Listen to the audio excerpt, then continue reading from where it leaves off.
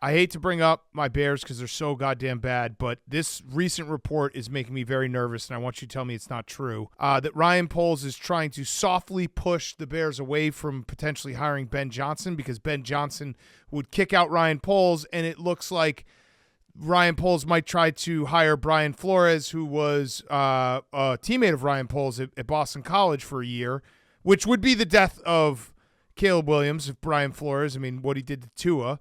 What's going on? Right after they fired Matt Eberflus, I started poking around to figure out what the Bears would be doing, where they'd be looking, what their focus would become. And I was told in no uncertain terms, their number one objective is to get the most out of Caleb Williams over the long haul. They view him as a franchise quarterback. They just need to get the most out of him. And the person I spoke to caused me to say, so you're getting an offensive guy. You got to get an offensive guy, because otherwise you get a defensive coach who hires an offensive coordinator, things start going well. The offensive coordinator says, see you later, I'm going to go be a head coach somewhere else. Find another offensive coordinator to get the most out of Caleb Williams. You want a Sean Payton, Drew Brees situation. Now, I was told they're not closing any doors when it comes to which side of the ball the coach comes from.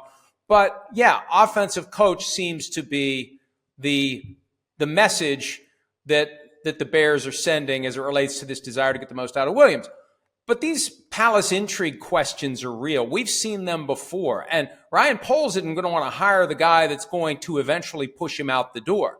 He doesn't want a guy that he's not going to be on the same page with, who's going to come in, have success, and try to take over. And it's critical that the GM and the head coach be on the same page. They should have equal accountability. There should be no avenue for the GM to try to undermine the coach if things are going poorly. No avenue for the coach to undermine the GM. And that's unfortunate if that's true, and I saw that as well.